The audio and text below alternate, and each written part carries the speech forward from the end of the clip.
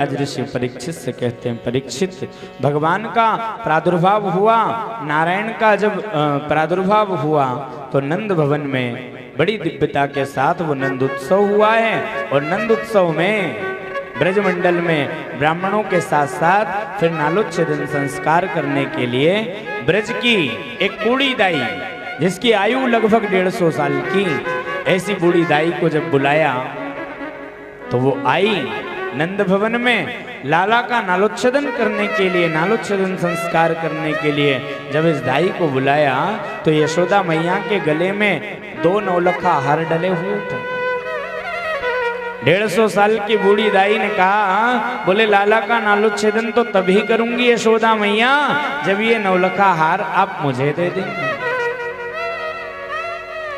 यशोदा मैया कहती है, मेरा लाला अनमोल है और इस अनमोल कन्हैया के लिए तो तू जो कहे मैं सब कुछ न्योछावर कर सकती हूँ। नौलखा हार मैया यशोदा ने अपने गले में से उतारा और गले से उतार करके 150 साल की बूढ़ी दाई को जब वो नौलखा हार पधरा दिया, पहना दिया, तो अभी तक तो बूढ़ी दाई 150 साल की कमर लटका करके चल रही थी, लेकिन आज जब ये सुंदर नौलखा हार गले में आया तो नंद भवन के आंगन में ठुमक ठुमक करके एक एक पैर रख रही है। और जब नंद भवन के उस आंगन में, उस कक्ष में पहुंची है जहां पर मेरे गोविंद पलने में झूल रहे थे, उस स्थान पर जब ये पहुंची तो महाराज कन्हैया की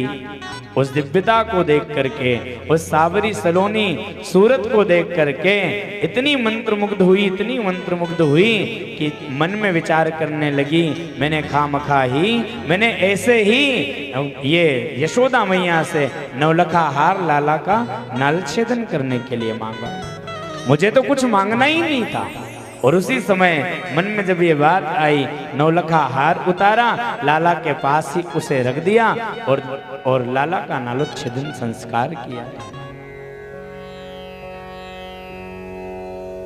उस दिव्य सावरी सूरत को देख करके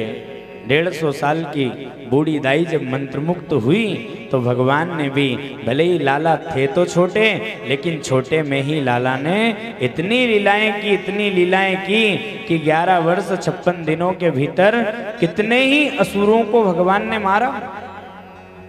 तो यहाँ पर जब लाला का नालोच्छेदन संस्कार हुआ तो जो दाई आई, उस दाई को